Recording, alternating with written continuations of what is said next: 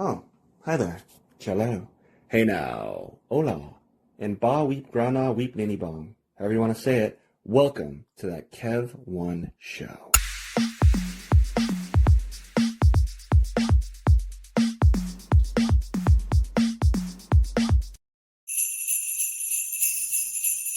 Happy holidays.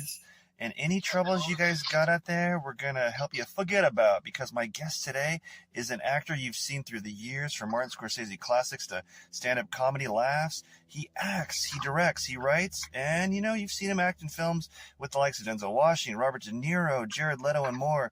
He's a good fella from, Goodfellas. Bob Golub, welcome to the show. Hey, how you doing? It's Golub. G-O-L-U, big Golub. Let's go. Oh, yeah. Oh, I don't want to mess that up. It's not the first one. Oh, yeah. Not the first one. I think called Gallup, like Gallup poll. Yeah. Yeah, so. But I actually learned the pronunciation from the Jews. I'm not Jewish, but Golub is a Jewish and Polish Jews, and they say Gallup. And where I grew up, they say Golub, with Western Pennsylvania. So, Oh, that's right. And what are those, from Lord of the Rings, what's that villain? Golem, I want to say? The guy's always after the ring. I don't know. I never watched it. Yeah. So wait, what's the most common way people say it? Golub. Golub. And that's Then right. if you're in Western Pennsylvania, you'll say Golub. Like they say in Western Pennsylvania. I did a movie back there, and I'd like to get my freaking shot. I got it on a dime, but they don't say Stillers instead of Steelers, right? They'll say Stillers. They'll say Bobby. They'll call you Bobby. You'll run up the room instead of clean up your room. They're dialects. I was actually able to put it in when I did this part, man. I said to the director, I said, dude, why don't I just come from Western Pennsylvania? Why don't I freaking... And he goes, yeah, let's do it. So we found a way to fit it in. No, it's funny. It's so funny how people say stuff different ways, and sometimes I don't even know how the hell they say it in different ways. Sometimes it doesn't add up. Like, I have an Italian mother. I'm Scottish Italian, but my mom's like a straight up Italian, and but she says Washington and wrestling for wrestling. She says Washington for Washington. It's like, where did she get this? I don't know where. You know what I mean? Why would you use the terminology wrestling unless you were a wrestler? You wouldn't use that. Did you wrestle before? No. Then why would you say wrestler? Oh, so you would say wrestling? You're saying you would say it that way, or? No, I'm just saying that I wrestled, and so normally when people bring a reference like that, they've wrestled. Oh, okay. But, there are people that were on as cheerleaders, too, so whatever you did is fine with me. I'm not here to judge you. No, yeah. So you wrestled, huh? Yeah, I know, but you were a cheerleader, wasn't you? No, I was never a cheerleader. Wait, what? Not that there's anything wrong with that, Well, there's a lot wrong with it. That's bullshit. That's another bullshit. Oh, yeah? I don't give a fuck about... Can I start? No, you cuss. Yeah. All right. Here's the thing, is that whole... cancel bullshit. Yeah. If they just put a terminology on it, it's called fired. Don't come up with some clever fucking thing. It's called fired. I've been fired a lot for what I've said. Yeah. So you got to be accountable for it. A lot of comics think they're comics that cuts your break. Okay. Oh, I can say go fuck your mother, and then go, oh, I was just joking. If I did fuck your mother, it's like. People worry about shit. I don't care. I swear to God, I don't care. Yeah. Now, I'm not here to totally alienate everyone their mother. No, yeah. But I'm not here to, I don't know what alienation is. If that bothers you, then I'm sorry. I'm not sorry, actually. Oh, yeah. I'm not sorry. Yeah. I love that expression, sorry, not sorry. Have you heard that when he said something? Sorry, not sorry. Yeah, right. Oh, you need to go on. It's like God or Jesus. She You says can't be fucking two. Don't give me your religious bullshit. No. Right. I'm confused. It's God or Jesus. No, it's either one. Okay. I'm actually shooting something called Confessions to Jesus. We're trying to put this together now. I actually had this cool thing that I want people to ask, and in a funny way too, and also serious. But not the religious aspect, but the actual trying to understand. Yeah. Yeah, cancel culture, or if you want to call it that, or whatever, it is beyond got out of hand. It's crazy. I mean, man. But you have like Seinfeld, who's a little whining bitch with his $1 billion, and I'm tired of it. This guy said, "Oh, good cancel." No one fucking cancels you. The only one cancels you is you. Yeah. I mean, you do whatever you want. You can buy the university, Yeah. Wait, oh wow! I never even heard about Seinfeld being in hot water. I know he's got he's had some eyes on him and some comments about him dating hella younger chicks. But was he canceled? No. No, he made that reference. I don't know if he was. Oh, yeah. But he made something about it. Yeah. Yeah. You ever find yourself, I got it, man. It's, but the point is, the whole cancel thing is they use that. Anytime people do something, it's in order to attack you. For example, someone calls me a liberal, whatever, you're California liberal, then they have something to attack. You know what I mean? So that's what people do in society. They've been doing it for years. It's like, I used to be real fucking edgy, man. I used to, when I say that, I don't mean that like I used to, way before this shit, man. It's just, this is a timing, life is timing, right? Yeah. I mean, I feel fuck what you do, how great you are. It's all timing. And 3 yards, and 3 yards, a fucking big management company. Besides that, if you're with 3 yards, if you're a half decent comic and you with 3 yards, you get a fucking special. Guaranteed.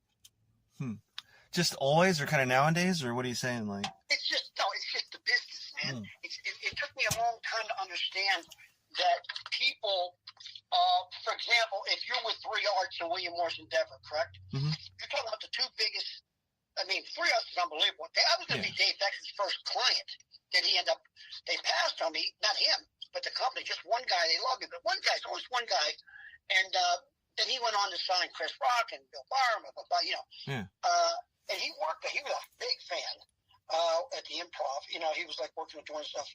And then when I first came out, I said, but, I'm just saying his timing is very important. You could be great. There's a lot of great comics out there, man. That'll never get their due, man. And what does that mean, do? They might not get famous, but they'll make a living. Our business, the acting business, as you know, 2% of people work and make a living. There's not much middle class, And stand-up, there's a middle class. There's a lot of comics out there working that you never heard of. Yeah. Damn. That are really good, I mean, that are really good, Yeah. I would almost say making your due to me, man, yeah.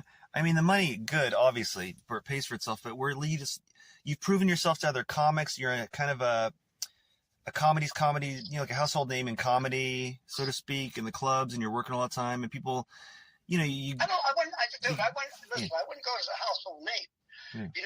I just, like the comics know me. A lot of the older comics have been around a long time, a lot of young comics, they might have named and passed down, but it's not, just been around a long time. Yeah. But there's a lot of people I don't know, man. Like these young, I have no idea, and that doesn't mean some weren't good. But I just think that how you grow up and how you grow up and where you perform makes a big difference who you are. Like what I'm saying, like I'll give you an example. I just come back from the dentist office, and I kept asking about time. I said, "Man, why don't you get a phone or something?" Quit asking people for time. Why don't you run your own business? And I laughed, and so he sits down. We start talking. He goes, "You talk a lot." I go, "Yeah, I talk a lot." And he goes, "So it was a gay dude, right? Because we live in West Hollywood." We start talking. He fucking used to work for the mob in New York as a gay guy. He used to run the gay theater for them. He said they make more money off that than straight. Because, anyways, so we start talking. I fucking knew the guy he knew in New York. So, unless you work the mob joints, I'm not saying that makes you a better comic. I'm just saying it puts you in a different situation that you might not be able to reduplicate if you get in that situation. You understand? Because I was talking about Chris Rock the other day. Chris Rock never really worked behind clubs. Really? He could say the Apollo. Yeah. But that's like an everybody club, black owned. That's like the, yeah. I mean, it's just like the known spotlight black club, but huge premiere. No disrespect to it, but yeah. Before you're talking about like the kind of grassroots of the people, black clubs, you're talking about, right? I'm talking about black clubs. Yeah. Where, I'll give you an example. There's a Terminal D, I believe, in Newark. But before that, there was another club. Voss went with me, Rich Voss. And I just did my thing. Now, I did Norway State Prison. Now, I was in prison, for 2 years. So, I went to the big house to the White House in 10 years. But no, I did. I actually met Reagan 10 years later. Wow. And I'm Reagan fan. It's just, hey, he's in the White House. Yeah, I don't give a fuck who's in the White House. He's president, but yeah. But no, yeah. Yeah. Except Trump, he still owes me money. Maybe I could go there and get my fucking $2,250 from Taj Mahal in 1988. Holy shit. I still remember. You should write him a letter. He might even respond. You know, it's funny. He's got such an, kind of an ego that he might be like, oh, what? You know. I doubt that because what that would do is kind of open up a floodgate for all the other fucking studios down there. Yeah. You know, it's really weird. So this is this right-wing comic. He doesn't really go by that, but, he has a podcast. I won't mention his name. Mm-hmm. He always says, hey, you did my show twice. Every time I'm on your person, always bring up that money. Because he's a Trump guy. He goes, 2000. I said, I'll tell you what. I will never bring it up again if you pay me money. If you pay him his money, yeah. If you pay me that money, I'll never bring it up again. Oh, yeah. Boom. Sounds good to me. And then he goes, well, I'm not going to do that. So then you shut the fuck up then. Yeah. Yeah.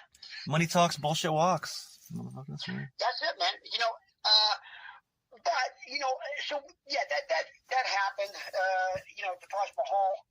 I really didn't think about it like it hit me because I was working every day.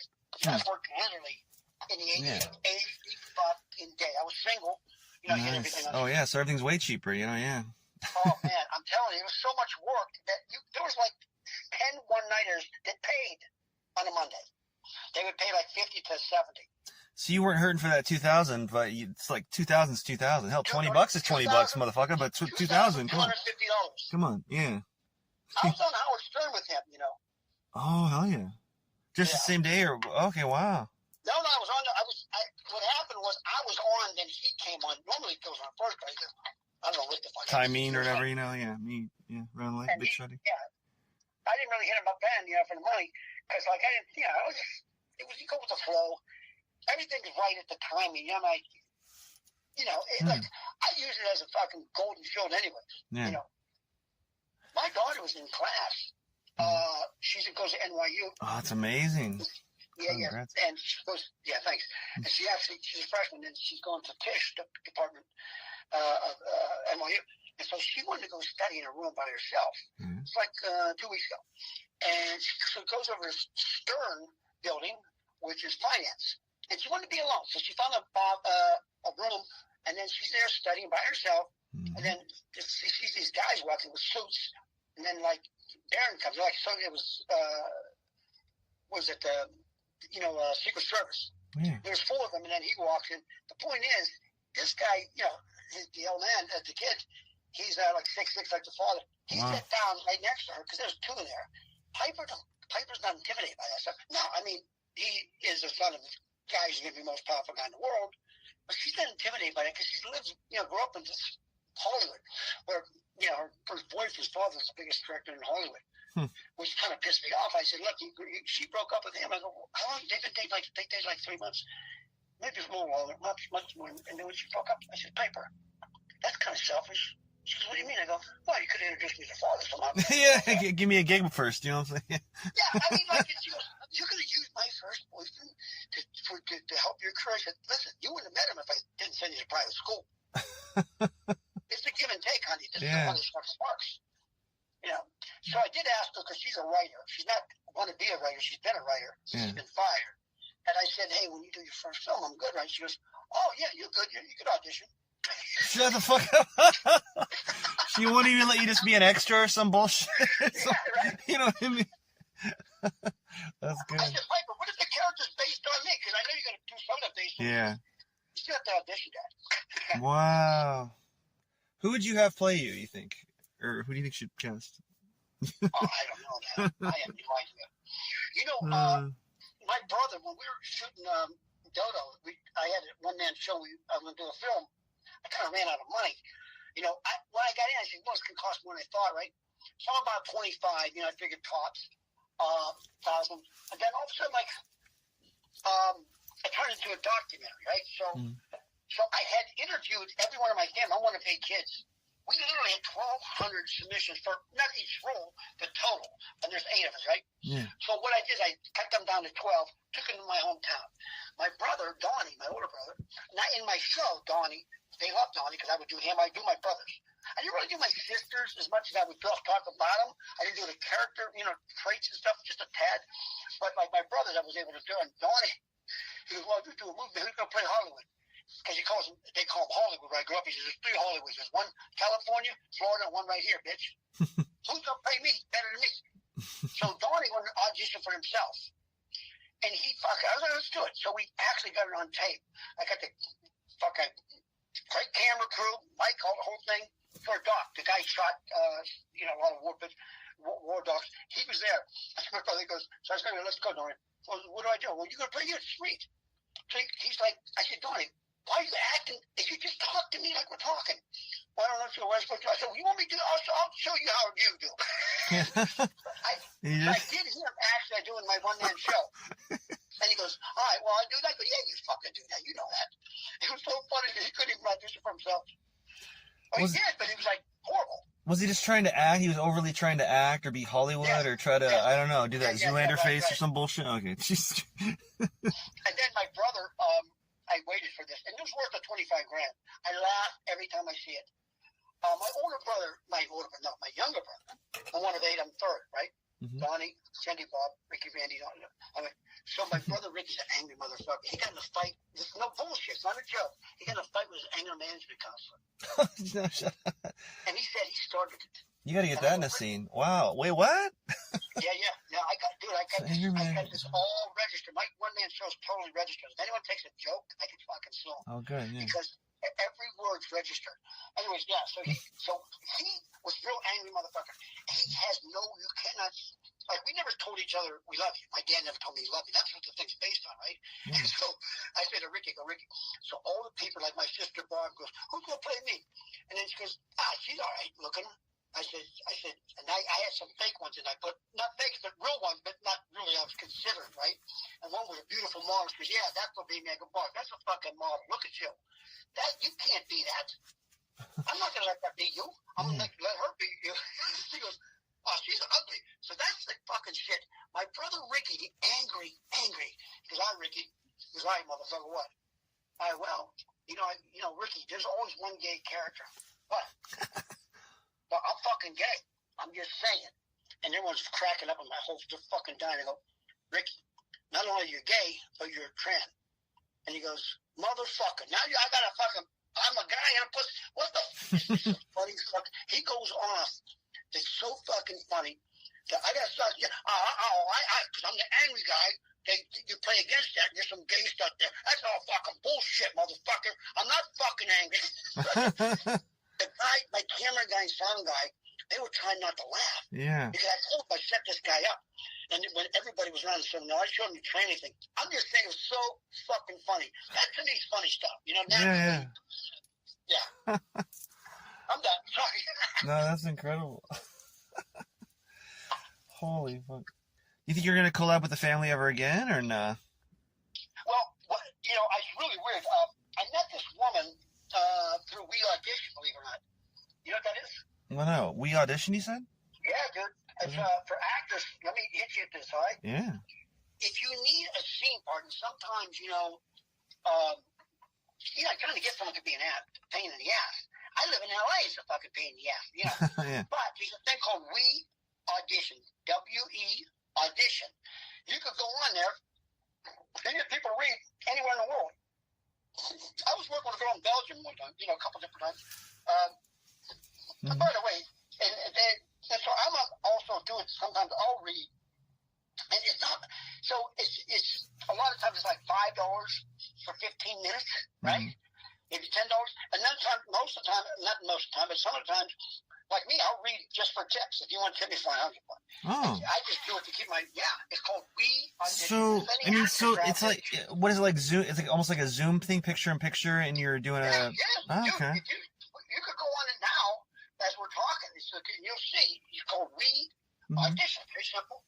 I don't know if it's .com, but it is an app. And there's actors all over the world. So I met this girl. Fucking unbelievable. One-woman show. Oh. It's an hour and a half. Mine was only an hour. It's not that long to me, to be honest with you. But it's on open relationship. Her husband requested they want to do that. And then how it turned out. But so she's seen Dodo, the one-man show. And she goes, this is fucking unbelievable. I said I had it going. I had it different places. Warner Brothers, 250. It never, it never landed anywhere. But I will tell you, my wife has this thing every year her client produces, and it's It's Environmental Media Awards, and I met Norman Lear there. Oh, hell yeah. And, oh, my God. dude, check this out. So the first year, I learned not, it just depends, again, timing when you say things, right? But we talked, he asked me about Chappelle, because I knew Chappelle, I don't know, he started to ask me about that. So we talked a little bit, not much, but and we've seen each other again that night. The following year, I ran an, Elon Musk there too, and got to speak to him for 20 minutes before just like 13 years ago, before he blew up, Yeah. But Norman Lear, the following year, bro, check this out.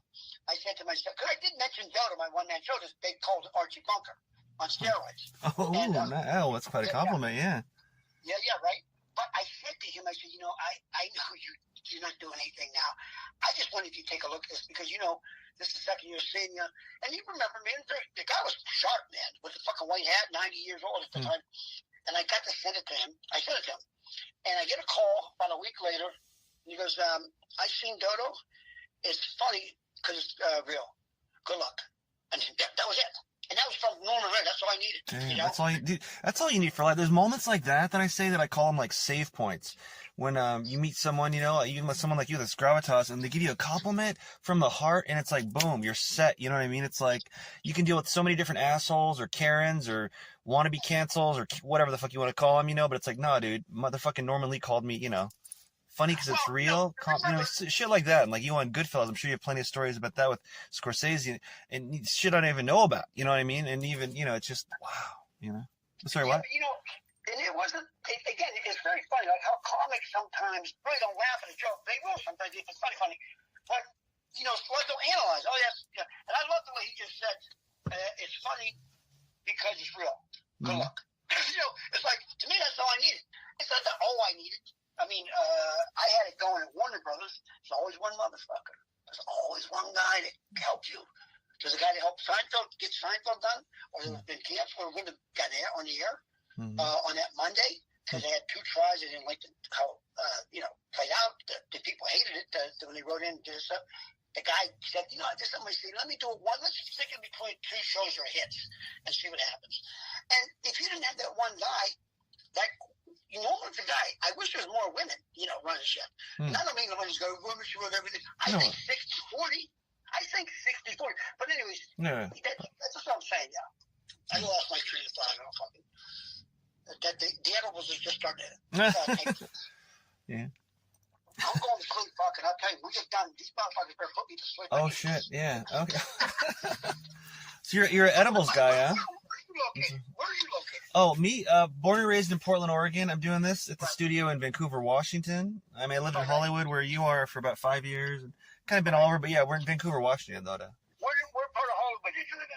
I lived in the Toluca Lake neighborhood, right by Burbank. So every time I drove, poor as fuck at the time, trying to make it there, I'd pass the Warner Brothers water tower and be like, yeah, you know what I mean? So, yeah. Yeah. What about you? Where are you located out there? I live in West Hollywood, right? Like, Point La Brea and Santa Monica. Must be nice. Yeah, but I've been in yeah, you've had a life, though. Yeah, I'm not judging. I'm married. I bought my house in 99. Damn. So I bought it. Yeah, right? So I got lucky there. Well, I wouldn't call it fucking lucky. I had to buy the house. I put the roof on, Yeah. I put the roof on my house. But yeah, man, I'm just saying is that, like, there's a lot of, there's frustration a lot. This is a tough business, man. Yeah. The thing is just to be steady. It's hard. Like, I just signed with this guy at, I wouldn't say signed, we're working with him. And he's only going to send me out for a guest star recurring type of stuff. And I'm like, I want to work, man. Like, I did this short. I think I told you the other day, just 11 minutes short. I'm telling you, it's the best thing I've ever done in my life. It fucking changed me. It was that good. What was it called, if you can say? It was called Women on the Verge. Women on the Verge. And it's this. So I get, like, it's a short, right? Yeah. But they have 5 coyote trucks. You know what coyote is? You talking about when you like sneak people across the border, like one of those kind of trucks? No. Coyote's the name of it's actually with a Q. And it's coyote. And that's just fucked me up because I'm isn't there Coyote Studios out there with a Q or no? Yes. Yeah. I think that's where I did You Bet Your Life with Jay Leno, I think. I'm pretty sure. Yeah. I think I did a game show out there.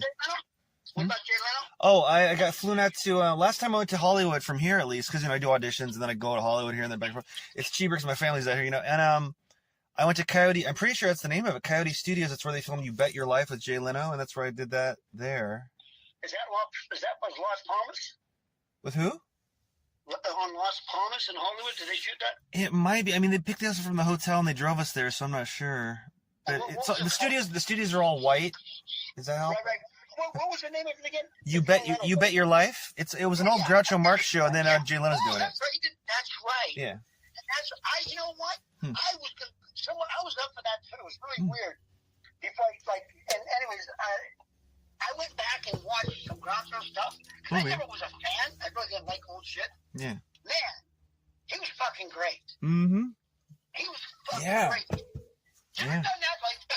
You understand shit later, you know? Oh, yeah. No, totally. Yeah. Humor. What's that? Yeah, no, totally. Sometimes, I got a thing where even as a kid, I would get the vibe of it. Like, oh, this is funny. You don't know why. You could really tell if something's funny, and then you get it later. But if something's really not that funny, or just kind of a cheap laugh, you're like, But yeah, no, totally, yeah.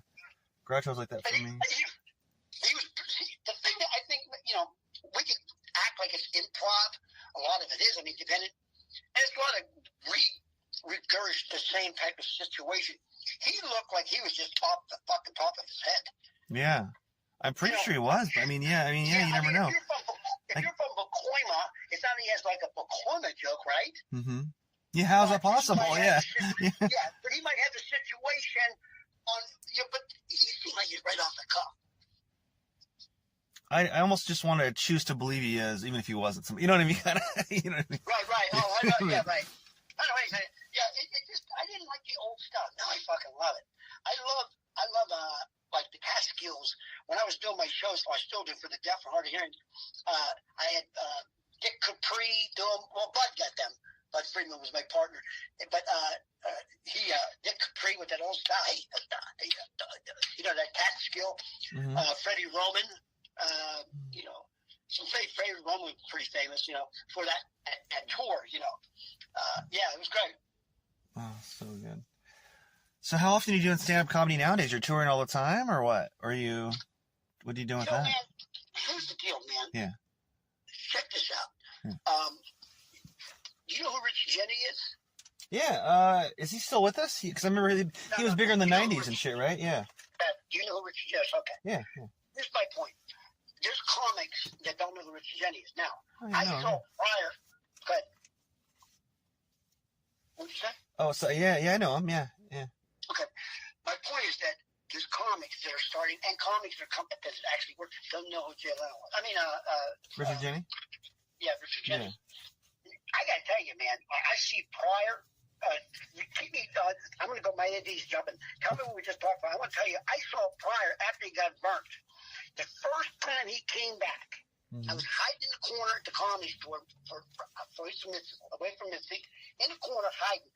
And he came on stage the first time after getting burnt. I watched it for a month straight, every day. And you could see a huge bit. It was fucking like bullshit. And then it just come down to tightness. I saw the brilliance of that. But Rich Jenny had 4 albums, all different. He could write 10 minutes on a pencil. So you're saying, who's Rich Jenny? I'm saying one of the best of all time. Now, acting, for me, you remember me from Goodfellas. That was fucking 30-some years ago. Yeah. My point is, that's what I want to do. So that trumps everything. Acting? I use that fucking name, but that trumps everything.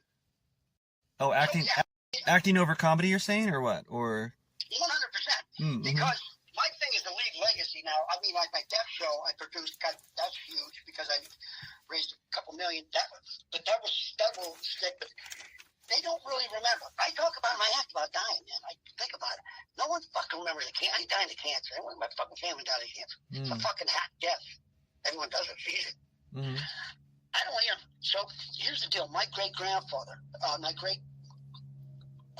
uncle, got electrocuted in the attic. And they talk about it 70 years later. Hey, your great uncle got electrocuted in the attic, right? People remember that. They remember cancer. I want to go out that way. Like, there's a woman that went in the sinkhole in Western Pennsylvania 3 weeks ago. I couldn't stop laughing. My friends thought I was sick. I go, fuck that, man. What's the chances you're standing there and a sinkhole opens up. Not a big sinkhole, just enough to suck your fat ass fucking down. Wow. Yeah. They found only her shoe. I thought that's fucking hilarious. That's fucking something. That's something. I didn't hear that. That's like respect to the family and all that. But I mean, that's like almost feels like a higher power or someone. You know what I mean? It almost makes you believe in curses or makes you believe in that shit where someone wished on their birthday when they blew out the candle that you die, and then the next day you get sucked up in a sweet hole. Like, wait, what? You wouldn't even believe it. Her friends probably didn't believe it. Yeah. It's not a big sinkhole. It was just enough to put her fucking fat ass down there. 6 foot sinkhole or some shit. That's crazy. That's crazy. So, that's horrible. I mean, you know what I'm saying? You know what I'm saying? National news on that. And think about this. How many people die of heart attacks and cancer? Yeah. No one in the fucking world at that particular time was doing that thing that she was doing. She was the only person in the world that hole sucked her down.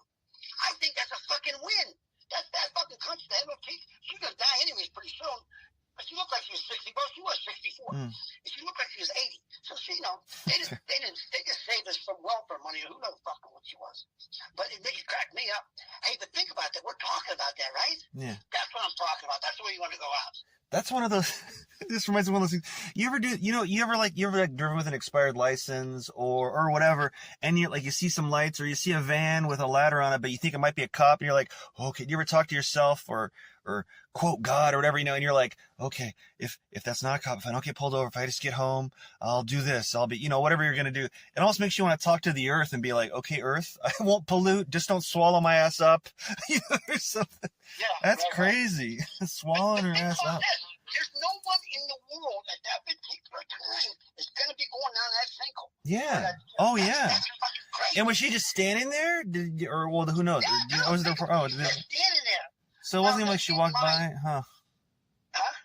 I wonder if you walk by, if it started to sink, would you feel it and be able to get away? Or that's crazy. I don't know how that works. It just lets out. Huh.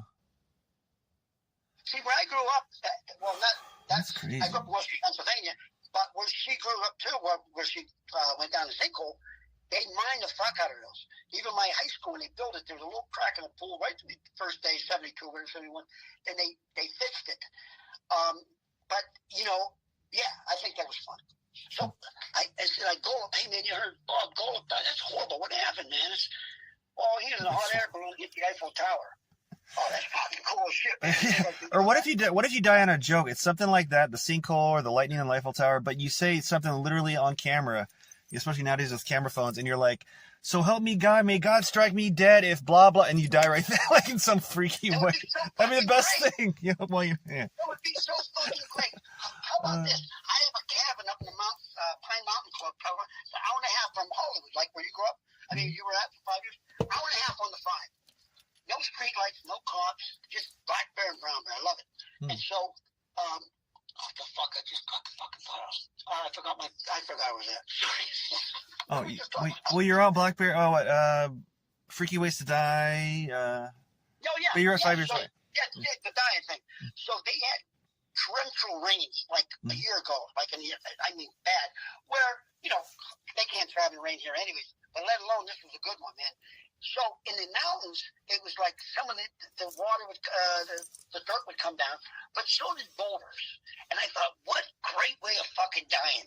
You drive it and you get hit by a boulder, Yeah. And on this tombstone, you put strike. That's with a little design of the pins. Dude, but what's the shit? That's what I'm saying. You know that's going to make PR, and people are going to remember that. They don't remember that people died of cancer. Fuck, everyone. And it could be a way you give back to Piper, where they have like Big Lebowski parties there, and every year people dress up and have a whole kind of bowling thing. Yeah. Hey, listen, I already told my wife anyway. Well, my mistresses. Okay. That's how you're gonna die, saying mistresses weren't your wife. No, that's right. My Goomba. I don't want some fucking priest or someone coming that don't even know me. And then no. Fuck. Oh yeah. It's gonna be a party. It's gonna be a party. I swear, my mother would just stand up, and I don't want people. You're a nice guy. If I was a dick to you, fucking tell it, bitch. That's the kind of funeral I'm gonna have. I'm gonna have a fucking memorial. Nope. Fucking casket. Hook me up. There's the ashes. If somebody wants to smoke some, if they can, maybe. There's a lot of fucking residue in my body. Trust me. From smoking. Okay. It's just Everything traditional sometimes seems to me. It is crazy, and it's almost maybe it's taboo to say or not. I don't know, but I went to my mom's friend died. She had a friend that was even older than her who was like 90, and had a beehive haircut and everything. They called her Beehive. Whenever her phone rang, it said Beehive on it, But like, I went to the funeral because my mom's best friend. I mean, I knew the lady, she was nice. But it was everything was religion, blah, blah, blah, blah. I mean, I was a pallbearer and everything, but it was religion. And they talked about her antiquing, and about her for a little bit. But it seemed like 90 or 80% of it was mother-frickin' religious talk and Bible verses. And like this lady, I guess she was religious, obviously. She must have been Catholic, Christian, whatever. But she wasn't a big Bible thumper or talking about religion constantly. I've never heard her, you know what I mean? So it's like, it's just so funny when you die that they do that. It's like, come on. They hijack that shit. Yeah. And then it made me kind of mad. It made me even more aware of it when the priest is trying to be funny. And every motherfucking priest is trying to be a comedian. And I think every priest I've gone to, because I go to church like once a year with my mom, Italian mom. I go once a year to a midnight mass for Christmas, so I have to go. But I have the fucking thing memorized. I'm not religious, and I have the thing memorized. I have the thing fucking memorized because it's the same shit every year, I actually fingered a girl one time in church? At the midnight mass. We were little fun and I got the fucking finger right in the church. It was fucking great. Wait, were you an altar boy, or no? You were just at church, or what? No, fuck no. That'd be even cooler. No, I only went to church on Easter for money. For yeah. food. Also, like me, kind of, where you go twice, thrice a year, once a year. Yeah. My aunt, she took me to this church when I was 8. I'll never forget it. It was one of those Bible things, in the woods. Yeah. And the priest, they would be, what were they called? Not a priest. Oh, father, priest, father, or no, pastor? No, not a father. Pastor? I don't fucking know. I'm not religious. I mean, I'm baptized. I'm Catholic. But anyways, priest, not a priest. What the fuck? A pastor. Pastor, okay. And I didn't know. Dude, seriously, I didn't know. And she told my mom and dad and me, I went twice. I couldn't come back. And I said, why? He said, well, he said you asked too many questions. Oh, my God. Wow. I swear to God. And what kind of questions? What kind of questions? Like, how did God make water into wine or something, or what? So just kind of logical, yeah. 8 years old. Wow. And you know what he said? I'll never forget. It was like, and remember, how certain things will stick in your head. He goes, you just got to trust. Oh, okay, Jesus Christ, don't kill me. But, that's wild. Isn't that wild? Yeah, I remember. Like you said, how do you walk on water? Yeah.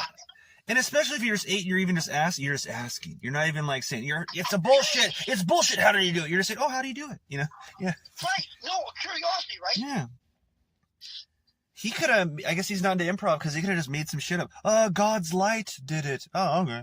Yeah. Or something. Right. Now I know. Or something. Yeah, but how did that woman have a baby without getting fucked? Yeah, I know. I mean, how many people need to do? Yeah, where it's like she's the first person that made that lie up. It's, hey, hold up 1 second. Yeah.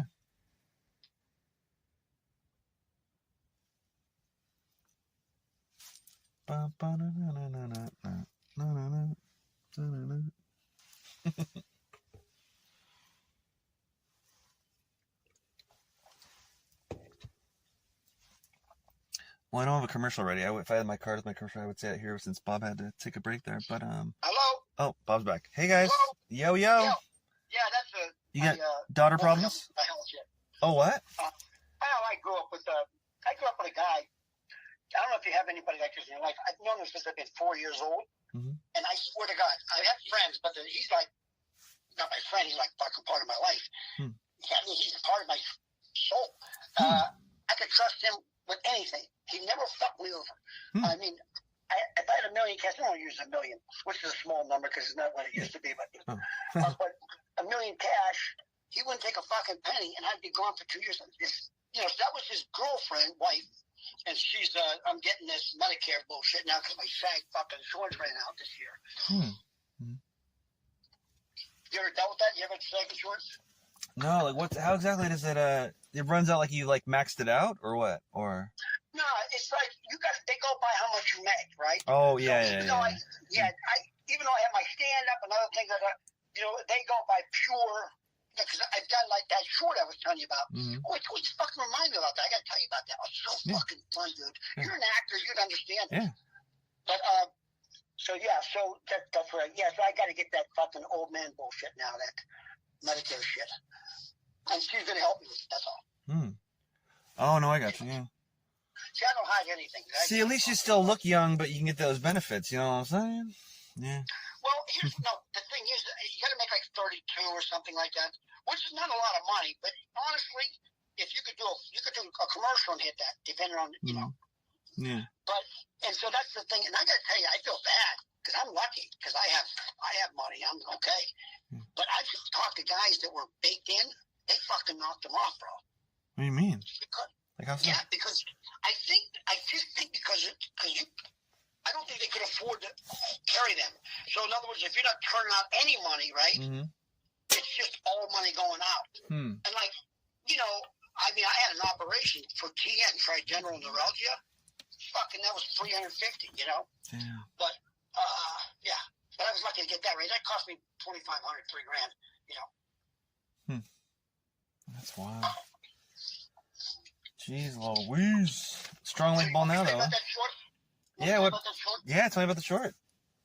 So I get, you know, it's non-union, and I see the 5 trucks. See how we picked that back up? Yeah. The coyote trucks, yeah. And I'm going, yo, this is a fucking serious deal, right? This yeah. ain't a fucking, that's right, yeah. You know, I'm thinking in my head, this ain't a short, but so someone got to be important. This is like a passion project by a star with some money that's putting money into it or something, it sounds like then, right? Yeah. Right. That's what you think? Right. Yeah. You're like, okay. You know, my son said he worked, you know that those films are like the car chasing real fast? Fast and the Furious? Or Fast and the Furious? The Fast and the Furious movie? Yeah. So that guy that died in an accident. Oh, Paul Walker? Or what? Yes. Yeah. Yes. Him. Right in Santa Clarita.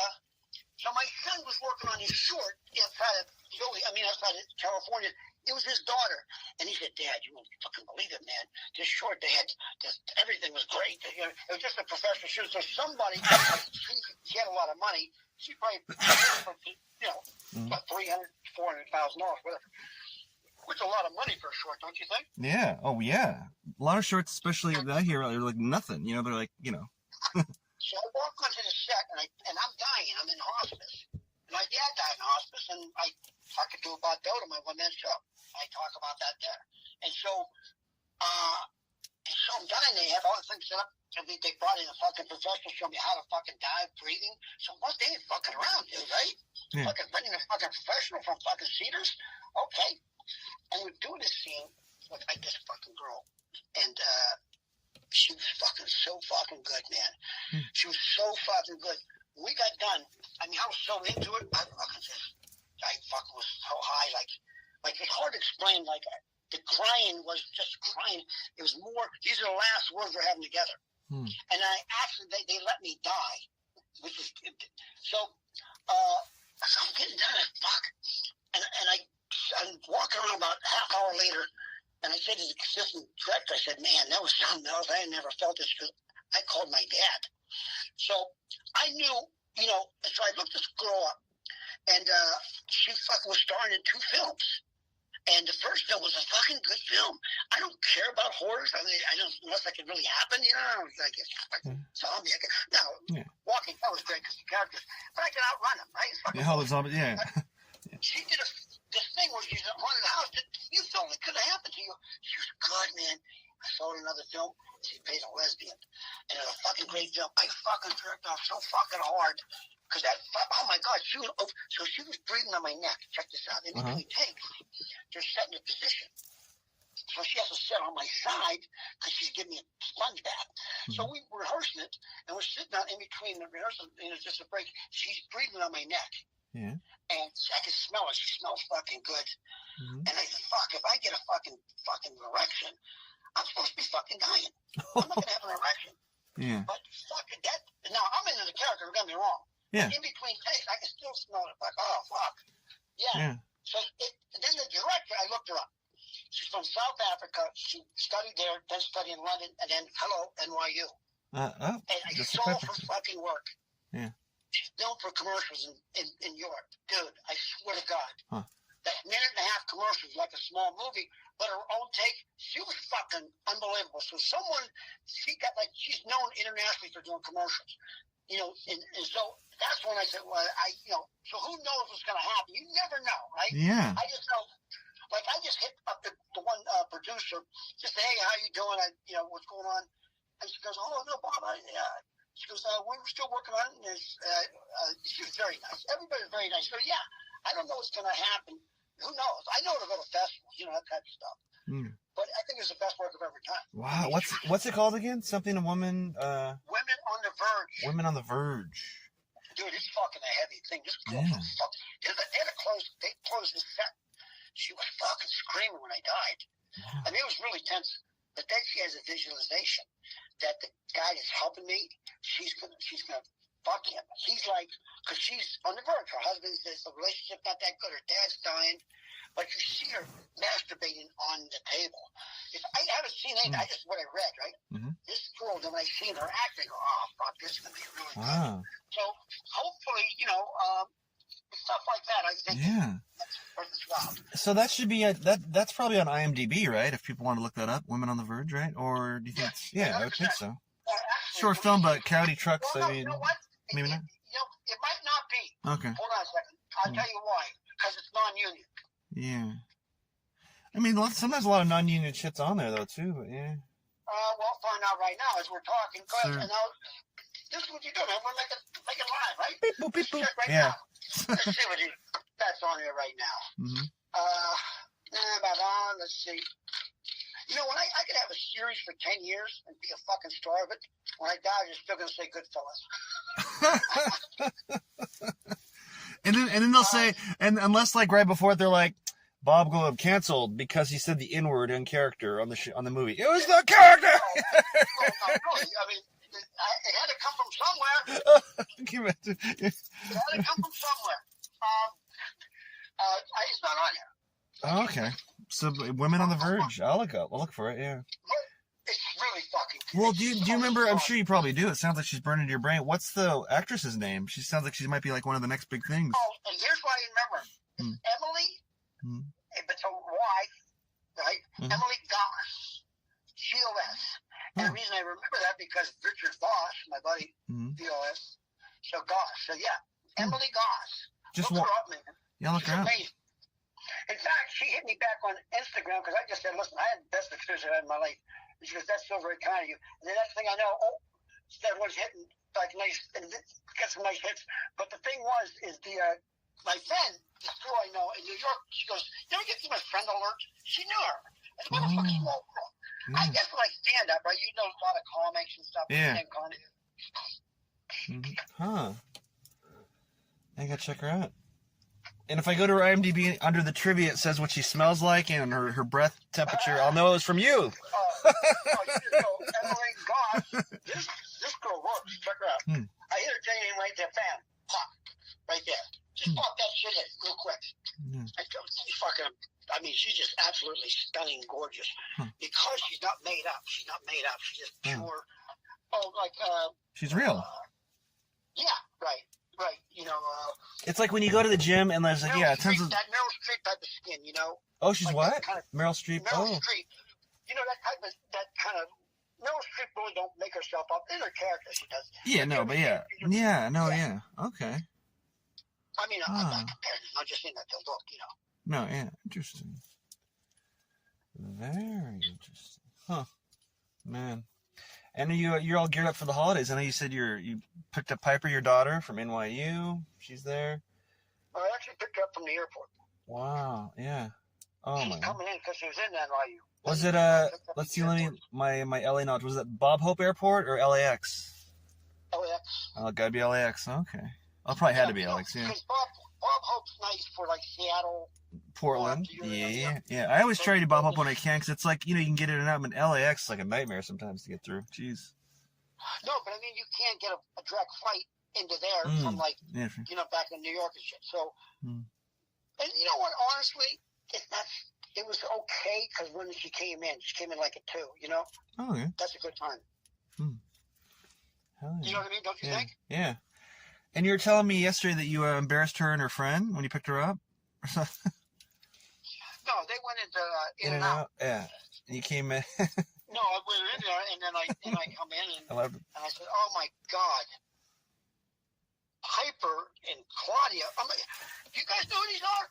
I said, "This guy, look, I'm just from out of town. Do you know these are big stars? There's no movies coming up. I'm in Hollywood the first time. I run into Claudia and Piper." And she comes over and says, "Get the fuck out." Jared, shut the fuck up. Shut the fuck up. I'm just trying to get my animal fries or whatever. I said, all right, folks, I got it. I got it anyways. Yeah, you should have said, please, just a selfie, please. Right, I had this big fucking patch on my eye, on my head, because I had this fucking cancer fucking removed 2 days ago. It's all patched up, and they didn't know what the fuck, because there's homeless around there, you know, and they're always loud. Oh my God. And these are like, you know, very reformed young girls, you know, they're 19, but yeah. So I like having fun, but I think I embarrassed them. That's funny. And so Piper's a writer and everything, huh? So that's cool. Yeah. No, she's been a writer. She's not going to school. Yeah. I'm not spending that money. There ain't no discount here, too, brother. All pure money. The thing is that that's who she is, and you know that. So decide what you want to do. Yeah. You know, fuck that. No, she's been writing. She's been 5. Oh hell yeah, bro! That's awesome. Yeah. Yeah. It's kind of. It reminds me of like when I was a kid, and you know they'd come to grade school and be like, "What do you want to be when you grow up?" And everyone's like, "I don't know, a fireman, an astronaut, maybe." You know, and I just knew I was an actor. You know, so it's like she knew she was a writer forever. So that's awesome. Well, you know what happened was sometimes you get lucky. You know, Emily's mother was a school teacher for 50 years. Wow. So when she retired from New Orleans, she come out here when Piper was 6 months. So Piper not only got the 50 years of education, but that love, that internal love you're not going to get. And so, you know, that's how that worked. And she started writing about the dogs, dictating to her when she was 4, little stories. And then when she was able to write it, she started writing these stories about dogs because she loved dogs. And now she's been writing, and they get advanced, you know, like because you're doing different things. Now she'd get to a point where I couldn't read them. Because, you know, there's girl stuff, you know. And I tell you, they're good, you know. But what does that mean? That's like a guy bragging about his daughter, but if I'm telling you, I wouldn't be spending the money. Well, it sounds legit, though, yeah. No, yeah. Yeah, no, it's legit. Yeah. It's legit. And she's, you know what is, she has 2 older brothers, you know, that are, you know, I think they've been around sports and stuff. She's been around guys and stuff. So she knows how, like when Trump's kid went in, wasn't it Barron? Barron, She didn't care. She didn't give a fuck. But I think he might have been intimidated with her. She don't care. Her thing is, I told her, no marching. The only fucking marching you're doing in college is in the band. And there's no fucking band in other words, you want some political, no, none of that bullshit. I ain't spending fucking $92,000 for that. Wow. However, I am making the investment. If she does well, she'll hire me. Yeah. You just have to audition, but still. You'll do something. Yeah. Worst case, you don't get it. You're doing like catering or crew or, you know, something. Yeah, right. Watching the guy who's becoming a big star playing you. His big break was you. I swear to God, this is a God's truth. I swear my mother. Just, I'm going to tell you a story. Yeah. When I first come out here in 94, I had a heat. I came out with a big manager. And every agent, I swear to God, wanted to sign me. When I worked at Improv, you're going to call Ross. Mark, who booked it. Yeah. I fucking crushed every time. Every fucking money knew. Hell yeah. Right? So, what was you just saying, man? I have to tell you, oh, fuck, it's so good. Richard Jenny? No, you motherfucker. What were we just talking about? Guy or girl, from a lot of guys. I mean, are you talking about a comedian or are you talking about... No. Something happened there. Meryl Streep? I don't remember. Yeah, I don't remember. Fuck it.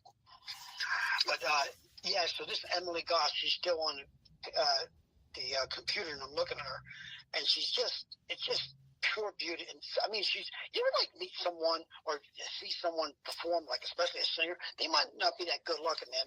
They can sing their heart out, and you're like, whoa. They become better looking, don't you think? Oh yeah, skill, and it's almost like you're seeing their soul or something. Yeah, no, right, totally, right. Bro. Yeah, I totally know what you mean. Yeah. that's why she shines. I mean, she's really. I mean, she's not exorbitant looking. No, she is in a way, but like it's plain. You know, Emily Goss, folks. Emily Goss. She's from San Mateo. She's from San Mateo. Huh. Fuck. 1990. Fuck. I was in Staten Island. Oh, she was born in 1990, you said? Yeah, she's 5'5". So she's wow. And she's done. I'm telling you honestly, she was in fact, she was in one of the best episodes my wife loved because she watched that, you know, the serial killer thing here on CBS.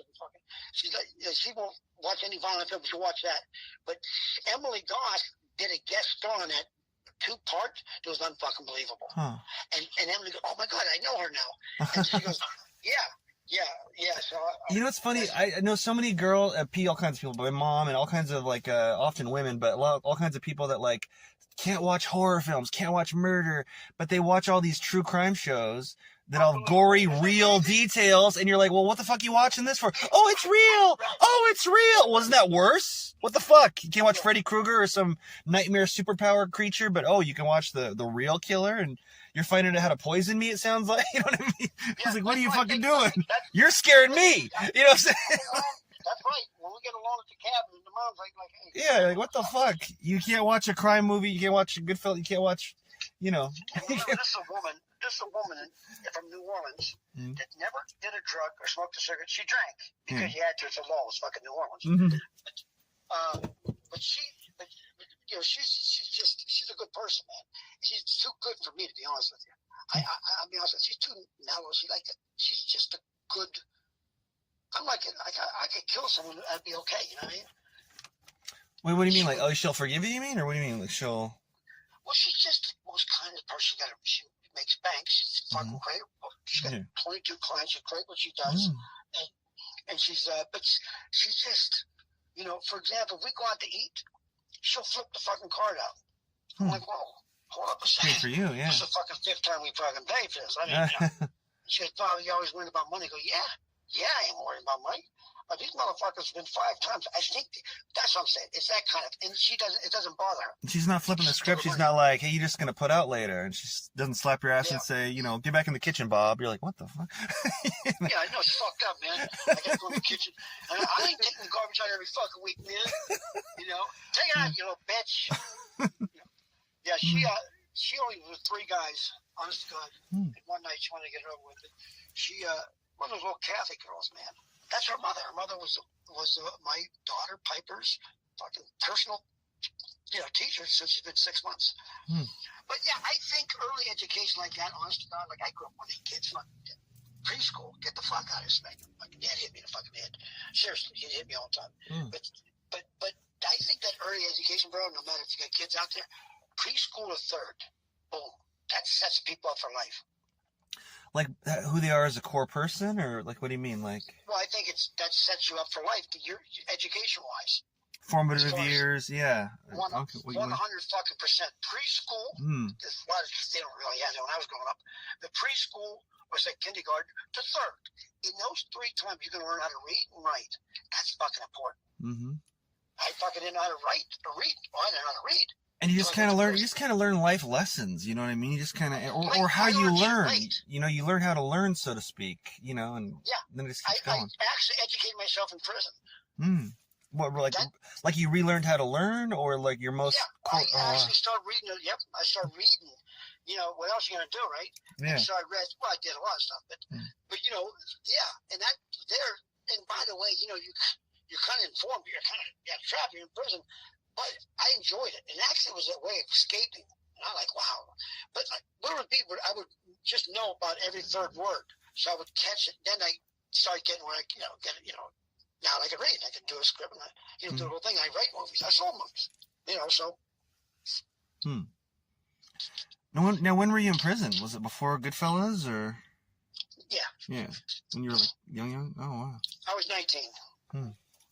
I sold so much pot that I won a Nobel Prize for medicine. Like the male Madame Curie or the okay. Oh. Yeah, no, I was a master's. I sold a lot of fucking. It was pot. for selling dope. Wow, and like nowadays, like weed's legal, like almost everywhere. Isn't that crazy? It's just. No, it was fucking serious, man. It was serious shit. It's a lot. I wrote about it. It's all. I got to. It's almost done. It's called A Big House at the White House in 10 years. Seriously. And that's the I title. had other stories. Was that? That's the main title for it. Oh, thanks, Ross. Yeah. Yeah, I think it's a good title, but it's kind of pigeonholes you because you got to do it in between those days. And I said, you know what? Fuck, I can still bring other stories that happened to me because right. Days. So that's like I just wrote them all out. You ever done that? You should do that sometime. Write out everything you remember, like and then it's good. It's good practice. Well, listen, man. Hey, you guys have been great, man. Yeah. I got to get back to smoking about my health here. Oh, you got to get going? Okay, yeah. Well, thanks for everything. Thanks for Goodfellas. Thanks for these great stories and everything, man. Jeez. Yeah, man. It's been great. I hate talking so much because I hate hearing my fucking voice. You got a good voice. What do you mean? No, I'm just saying. You don't think you got a good voice? No, I'm just saying is that I don't want. It's like I'm fucking tired of talking. Oh, like your voice. You're like your voice muscles. The old motors running out. Well, I mean, just like I like most fucking comics just talk about themselves. They're fucking self-centered.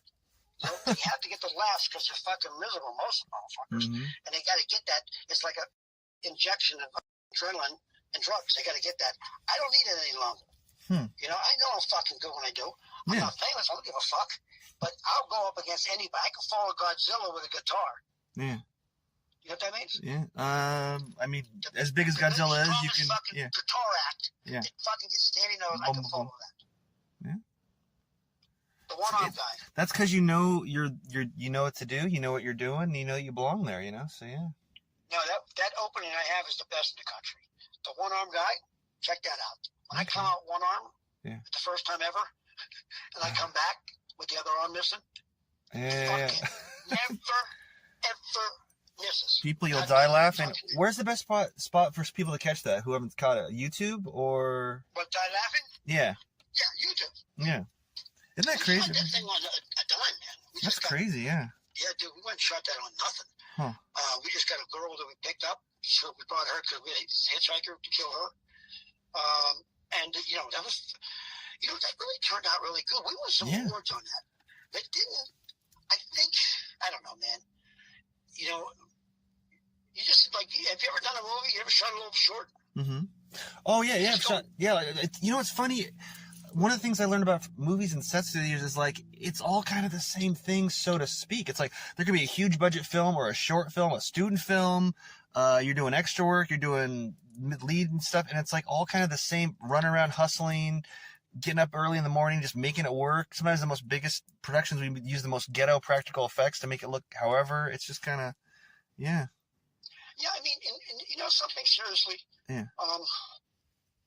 This person I knew told me, well, it's just an extra. I said, let me tell you something. You shouldn't say that, or a small little part. The thing is, guess what? These stars that are performing, they can't talk to each other. You're part of it. It's like a pyramid. Don't diminish what you do, because without the extra or being extra, then okay, that's atmosphere. That's gone. So everyone, the mechanic, or not the mechanic, electrician, behind the scenes, or someone building a set, they're all part of it. Yeah, no, yeah. It's all part of the same tapestry. It's all part of the same. It's like you're reading a comic. Every little part, every ink, every drawing, every line. Yeah, there's no small parts. There's only small actors, and yeah. Yeah, I mean, that's a cute thing to say, because that's a standard thing people say. But it's true, is it not? You always use bullshit. Right. That's what I'm saying. Yeah, it's true. They really mean that. Like, in other words, understand what it means. Yeah. Oh, yeah. The pyramid, if you take out the bottom of the pyramid, the fucking pyramid's going to go down. So you're all part of it. And don't diminish. Now, I did date an extra that did porns. She was an extra in porn shoots. She would watch me jerk off when doing anything else. Oh! Was that a rim shot? Yeah, go kind of. Did you just give me a fucking rim shot, no good? motherfucker? No good? Okay, sorry. No, rim shot. Bada bing bing. You're like, what am I, a fucking clown? Do I amuse you? Oh shit, that's the wrong character in that movie. You're a funny guy, Bob. You're just a funny guy. I don't know. You just got a funny guy. Funny guy. You know, Dylan's coming out, man. But his movie, I'm looking forward to seeing that. Oh, who? Bob Dylan. Oh, yeah, with Timothy Chalamet, or? Who let you down, map your ass. I fucking love Bob Dylan. Hell yeah, man. Fuck. I mean, it's really weird. When you sit back and you're alone, get a little buzz, listen to Bob Dylan, you're going to realize, holy fuck, there's like 40 good songs. I mean, you know, like everything, you know, but there's like good songs, like 20 good songs at least, not 40. But, you know, and it's really, you know, that's hard to sustain that for fucking about 50 years. It's been fucking like 60. How long has that guy been performing? Before I've been alive. I mean, yeah, forever. He's been performing at least 50 years, at least, right? Oh, fuck. Solid. I've been doing 44. No, he's got to be 60 years. But the guy, I'm just saying, yeah, I'm looking forward. I just hope they don't fucking butcher it, you know? I don't think they will. I know. I hope so, too. Yeah, I don't know. Yeah, I'm like, I think they won't. Like, Walk the Line was great. Mm-hmm. Oh, Walk the Line? Yeah, hell yeah. Oh, had to see that in theaters. Yeah. It was fucking unbelievable. Mm-hmm. He was fucking really good. Well, that's why he won the Academy Award, right? Yeah. I think he won for that. Did he win the Academy Award? He won. He definitely has won one, because I remember seeing him speech for something. You know what? You know he who won. might have won that year was Jamie Foxx. Oh, for Ray? But I definitely have seen him win. Maybe his best supporting in somebody. I remember him doing a speech for the Oscars for something. I think he might have won it. You know, that guy who played his father was a good friend of mine, Robert Patrick. Mm-hmm. And Robert Patrick, he was the first. His first film he did was T2. He was a cop in T2. Oh yeah, yeah. So good. And, he's great in everything I've seen him in. Have you seen him? I think the most recent thing I saw him in was that show Peacemaker, where he plays like the racist father of John Cena. That's right. Yeah, that's hella good. He was really good in that. Yeah. Yeah, he's always good. But he's always good. But he was really good in that. I mean, for sure, recently. Yeah. No, he did the guy who did all the westerns recently, you know, on TV. Eastwood? Yellowstone guy? 2023. I think it's 2023. I know it was 2023 because I ran into the fucking actresses at my cabin up at the golf course. I swear to God. And they weren't standoffish, but you know they weren't really warmish. Until I said Robert Patrick. They go, oh, you know Robert? We love Robert. And because they work with him, he's done like 10 episodes. You know that series 2023? Is the Western show is it like a Yellowstone spinoff? Or? Yes, correct. Yeah. I haven't seen it though. Yeah. Same guy, same writer. I don't have all these freaking streaming platforms. You remember back in the day, everything was on cable or TV. Now that you have to have an app for every freaking show you want to watch, a la carte. It's crazy. I know. And I got most of them, or I got one from an ex-girlfriend's Netflix account or Hulu's, or my current Amazon. Yeah. Fuck you. You got your wife's paying for Hulu, your Goomba's paying for Prime. You're mixing it up, It's like. All right, what movie? Fuck you. De Niro, go ahead. Joe Pesci, Goodfellas? No. No, I gotta tell you something. I'm hearing Joe Pesci. You said dead like Joe Pesci. Dead on Joe Pesci there. No, what the fuck? Robert De Niro. Raging Bull? Raging Bull was a fucking. How great was Raging Bull? Oh my god, yeah. Blown the fucking way. I saw it as a teenager on, I don't know, VHS, re-rented it. Oh my god. I couldn't believe it, yeah. It's funny. That's really weird. The first time I saw it was out here. Oh yeah? Like 83. In I theaters? couldn't move after that. I couldn't move after the fucking movie. I swear to God. I used to fight, man. It was so good, man. And you know who won that year was Ordinary People. I couldn't appreciate it. I can appreciate it now. But it was it's like you're robbed? Oh, so you don't think you were robbed, it was just one. Yeah. You don't think? No, I think so, yeah. I mean, it's up there. There were a lot of good songs. You know what, De Niro, of all the comedies, fuck all that bullshit he's doing now. But Midnight Run was one of the best, well-written fucking scripts I've ever. I could watch that anytime, anywhere. I might go see where with Charles Grodin. I might go see where that's streaming tonight. Yeah, because that's I feel like that's a good vibe too. It's a good around Christmas time movie to watch too. Dude, it's so funny, man. Oh yeah. And you know who's gonna play that part? I gotta get the fuck out of here. Not De Niro's part, but Grodin's. Charles Grodin. Yeah. Robin Williams. Oh, that'd be all right. I mean, it's perfect how it was. But I'm not gonna lie. Yeah, Rob Williams might have been knocked out of the park, But no, Grodin is perfect. That's like lightning in a bottle, Come on, Grodin. He's from Pittsburgh. No, I know. I'm not lying, but yeah, it's like His timing. Come on. Yeah. Robin Williams. He won the Academy Award for You want to get me word? What, Williams? Yeah, Good Will Hunting, right? And then he went Good Will for Hunting, yeah. brilliant. But this here, after Grodin's in there, come on. Could you see Oh yeah, no, Grodin's. It's one of those roles Grodin had to have, really, you know. So right. And that timing going, it wasn't like they were trying to force the jokes. The jokes came out of the characters, if that makes sense. I really want to see it again because, yeah, it's not heavy-handed like you say. And like a lot of these people, like Ryan Reynolds does some good shit, but a lot of this shit's the same shit. You know what I mean? He's funny, man. He's funny as hell. You gotta give it up to him. Yeah. My wife turned me on and said, I don't watch this fucking guy, Disney fucking guy. Oh, did you see Deadpool and Wolverine or whatever? That was really good. I haven't seen it yet. Oh, watch that. I might watch it again soon. I'm gonna watch that, yeah. Everyone tell me, I don't like fucking animation shit. I mean, it's live action, but it's comic booky. You mean comic booky? Because, I mean, it's live action. So it's, you know, they're really the Hugh Jackman's in it. I love fucking Iron Man. Oh, you'll love, have you seen any of the Deadpool movies? It's the newest one, Nope. Deadpool and Wolverine. Nope. Oh. Never seen nothing. Did you see the X-Men movies? No. Oh, no. You'd still enjoy this. What should I start with? Man. What should I start with?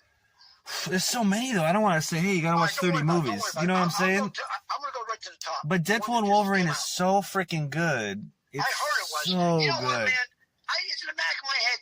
So fuck it. I'm going to watch that tonight. But listen, man. I wish you guys the best of luck. Yeah, you too, man. We'll hang soon. Talking with you, huh? Yeah, man, for sure. I mean, you're taking enough of your time, you know, so thanks for sharing you and these heartfelt stories. And, you know, I love it when a guest is, like, really real. You don't got to kind of push through to try to get to the real person. You were just there from jump, you know? Yeah, I mean, it must be sick when you get these comics that want to tell jokes and be on, you know, you're not doing an open mic. Yeah, I mean, as long as it's real, it's all good, you know. But when someone's just doing a facade and it's like, okay, you know, you're just trying to sell, Right. You know. But yeah, man. But yeah, I'll definitely hit you up soon, and I can't wait to catch you on set in the near future. By the way, before you know, you said your shoot went good, right?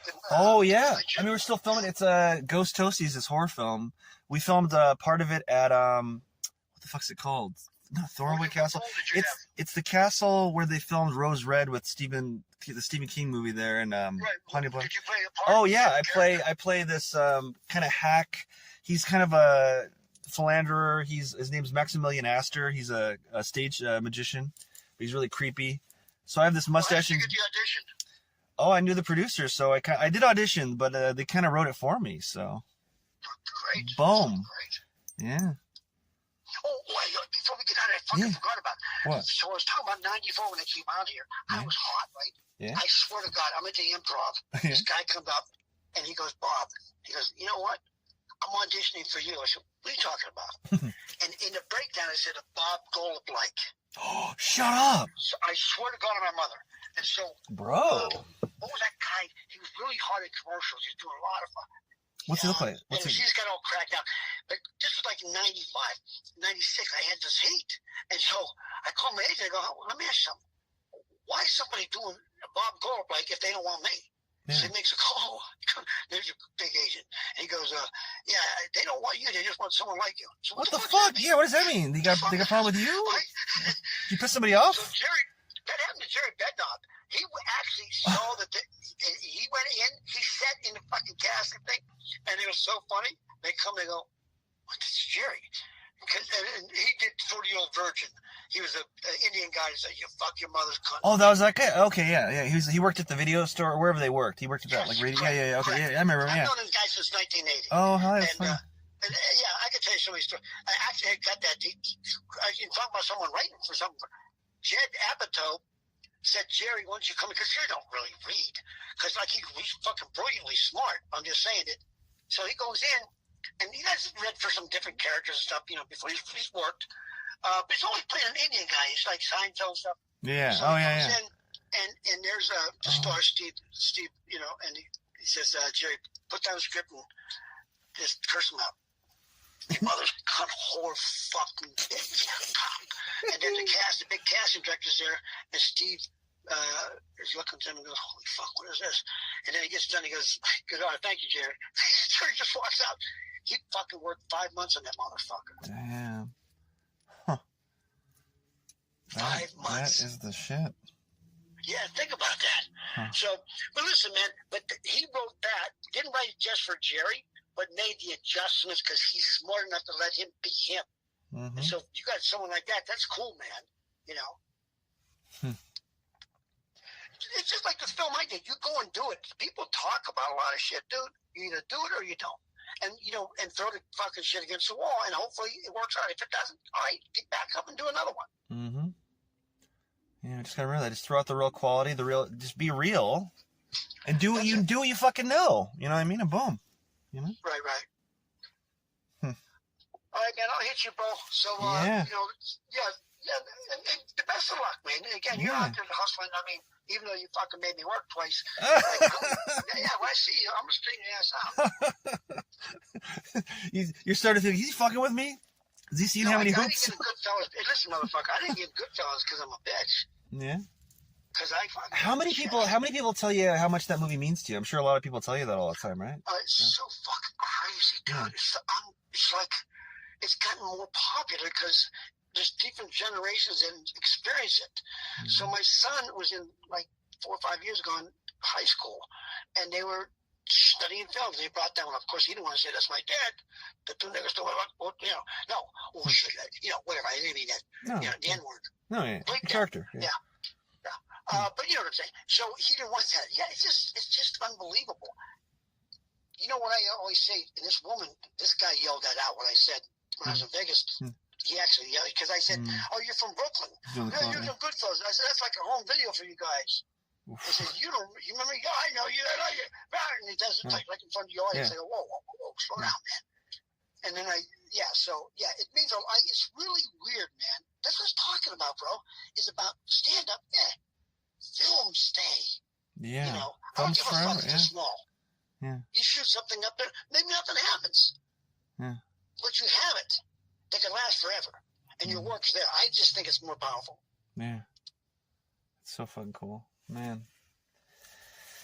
And you have that moment forever too, man. Jeez, be on the set of Martin Scorsese, and that had to be like one of the biggest Christmases for you after you filmed that. Or probably depending on when you guys filmed it, it was in the can. Christmas was coming. You're probably, man, you probably had the greatest holiday feeling in your heart, right? Like the future coming, and here you are now, the good fortune, a daughter in NYU, you know. Tisch. Oh, yeah. Tisch, which is even harder to get in. Oh, yeah. Yeah, it is. It's like, it's just, you know, the weird thing is we were sitting in Washington Square Park, and I said, Piper, you know, I used to do stand-up here. It's like, you know, 45 years later, like 40 years later. Well, maybe not that long, before 35. Yeah. Okay. And now we were sitting here with you. You know what we used to do was Charlie Barnett used to do it, and then a guy named Rick Aviles. Then, you know, Chappelle wanted to try to do it. He was doing it a little bit. Yeah. But he became fans of those. So, yeah, that's weird. But, yeah, man, I appreciate it, man. So listen, man, you know, thanks for spreading keeping it real and being great guest and a real, true, great friend now, man. Yeah, what? What's that? Oh, I said a great guest and a great friend. Yeah? Oh, you'll do anything? What do you mean? Any roles pop up? If something makes sense, I'll shoot anything or I'll perform anywhere. If the money's right, it doesn't really matter about the money, but shooting just all depends, you know, on the quality of it. You know, I just shot this thing in Pennsylvania. It's nice fucking production. Mm-hmm. They got about $1.2 million on it, something like that. Mm-hmm. In the middle, you know, I want my shots, bro. Yeah. You know, I want my shots. That's like I did it on the dime. For me, as a Porsche, I want those. Don't you? You know what I mean? I like to have. I know it's gonna look nice because I heard it look nice, but I like to have those. You know, that's why we do that, right? Put them on my reel. Yeah. Yeah. Huh. More little pictures of who we really are, and putting it out there. Yeah. Films forever. Yeah, that's priceless. If you're getting paid zero for like a little art film, or if you're getting paid the big Disney money or whatever, you know? Yeah. I mean, what does it matter? Yeah, it does matter if the quality of the film's good. Sometimes you get lucky where everything just clicks together. A low budget. You know, I worked low budgets, man, where they said, "Hey, can you hold the boom?" And I said, "Yeah, but I'm in this scene." Just getting it done, yeah. That's kind of like what I was saying. That's fucking funny. That's funny. I don't see how you pick that up. How do you not pick that joke up? How do you not fucking pick that joke up? I've lived it. I mean, I've lived it where I guess with the... But think, it's that low budget. They asked me to hold the boom. I go, dude, I'm in this scene. I'm trying to do the scene as I'm fucking holding the boom. You know, listen, as long as the food's good, right? Mm-hmm. Yeah. I told you, watch Living in Oblivion. You'll fucking love it. Oh yeah. If I turn on my smart TV, my Roku, I started watching it. Yeah, I got to the part where the mother and the daughter in the cab, black and white. Yeah, when I started watching it, since you suggested that. What do you think of it? I love it. Yeah, I'm gonna keep watching it. So that started out as a half-hour short.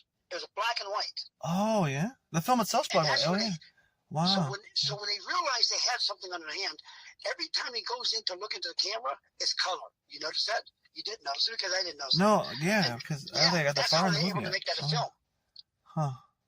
You only need $1.25, so an hour and 25 minutes. And I gotta tell you, man, wait till you watch it. It's so fun because it's so fucking real. It's just that's how it happens. It's so funny. Steve Buscemi's unbelievable. He's incredible, yeah. It's just I fucking love him, man. Oh. Oh yeah, bro.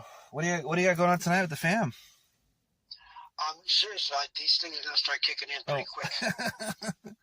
So what happened was I can't fucking sleep. These fuckers sold me shit. This stuff is fucking unbelievable. It's starting to hit me now. It's THC with a CBN. So CBN is a little bit to make you sleep. And I told him, I said, look, I ain't fucking spending this much money if I'm not going to get high. You know, well, you get fucking buzzed. I said, then can I sleep? Oh, yeah, good. You're good. So I get all buzzed and this fucking kick me in the ass. I hope. You know? Yeah. I don't want to sleep now. Fuck it, man. It's 4:30. I'll wake up. Yeah, this is some good shit, dude. Fuck. You just can't drive right now, you're telling me. Is that what you're telling me? I can drive. I'm not right. You know, dude, I gotta make sure the door's closed. I fucking drove so fucked up when I grew up, man. I can't believe it, man. I hit a school. I can't tell my daughter that shit. You're saying you're super lucky to be alive, you're saying. One fucking unbelievable, yes. I hit a fucking deer before. Oh, right? Some with that plastic deer in the front yard. I ran that motherfucker over. Not a real deer. Okay, yeah, I got you. But a physical. Oh, wow. Shit. And we used to use Paris 400 milligrams of methaqualone. Quaalude's only $250. Damn. We get them from a doctor. We eat fucking 3 of those over the night. I'm driving home like, you keep fucking so fucked up, man. I told you, I hit a school, fucking 2 in the morning. A junior high. Holy fuck. And I remember years ago, my wife said, well, this is horrible, Bobby. What is he, Mrs. Proper, what would you do if you hit a kid? I go, it's fucking 2 in the morning. If I hit a kid 2 in the morning, he fucking deserves to be hit. It's like, what's he doing out there in all black? Yeah, I don't know. It's a toughie, yeah. Have you seen so many people being crazy, just jumping in the street or just jaywalking? Like, there's a crosswalk X amount not too far away, wearing all black. It's happening more and more. It almost feels like not if, but when are you going to hit somebody? It's crazy. Dude, they just people don't care. People just don't. They just walk in front of cars. The what got killed? Yeah, a comic got killed last week. Really? What comic? I didn't hear. I don't think I heard. Or just, it don't really count as an open micer. Oh, Jesus, fucker. This doesn't count as a micer. Poor guy. Now you have me thinking he's spreading out the pamphlets where you get the flyers to get people to see your own show, and they hit them. They're flying everywhere over the windshield. The little paper flyers. No, actually, he actually got killed. He was like 74, and I didn't know him well. But he's a nice guy, and they just hit another comic. He lived. The fuck. And I swear to God, man, that was in the last 3 weeks. All this shit. They're being targeted. What is happening? This is crazy. This is a movie script you're writing. What are you fucking talking about? Hey, I went to Trader Joe's. It's across the street. I go in my car. I'm not getting hit. What? You think I'm joking? Wait. You go to Trader Joe's and what? You park or you don't? I drive. It's across the street. The crosswalk. Is that bad? Dude, it's Santa Monica Boulevard. It's not that it's bad. The people aren't looking. And see, when the thing blanks on the dude, that drives me crazy when you're trying to walk and like you see the person looking the other way and driving. You're like, well, how the fuck you're not looking where you're driving? Like, how about you're cranking back the opposite way. What the fuck? The what? When you're walking and you don't fucking look up. And I tell my brother, don't trust someone to stop. Yeah. I'm no pussy, but I am polite. So if I'm in a crosswalk and it says walk, even if it says walk or it's blinking the flashing red, but I have the right of way, I do a wave subconsciously, or I do a kind of like a hop stop, where you're walking a little faster. Like that. I mean, polite. The what? Try to make eye contact. Okay, yeah, no, yeah, I think I do. But like, you know the thing where you kind of power walker, you almost do a cartoonish, like you do a little, like almost like a jump run, but you're walking. I don't know. It's like where you're obviously trying to like, oh, I'm walking faster. Not like I'm just some dick looking at my phone. You know? Well, dude, here's the thing where you really get hit. Yeah. Say they stop. Like you say, you're walking across the street, right? So the people to your left stop, the 2 lanes, right? Santa Monica. Then the other, across the street they stop, is that other lane that they don't fucking see sometimes. And you know, they're not paying attention. You have to pay attention. I swear to God, I'm not lying to you. These fucking, this other dude, they fucking killed him. Like, he went up in the air. You know, and they found the kid was 18 years old. He was drinking. Oh, shit. No, I'm sorry. Hit and run? He went away? He hit and ran, but they found him. They got his license plate. Okay. Yeah. Hey, man, listen, I'll hit you, brother. Yeah, sorry, man. Yeah, it's you leaving part 5, I know. All right, hit it, go. All right, brother. I'll hit you, man. Yeah, love it, man. Thanks. All right. Toodles. And that was a personification of performance, guys, with True Grit. The triple threat you'd want to meet and have a drink with. Bob Golub. I'm probably butchering his name again. I hope you all had a good time and, you know, felt a little like a made man, to use some Goodfellas speak. And, you know, I know we're heading into January, the KY birth month, my birth month. So I'm going to say the way I would normally say anyway, but with even more sauce on it. I'll see you in the future. Good night.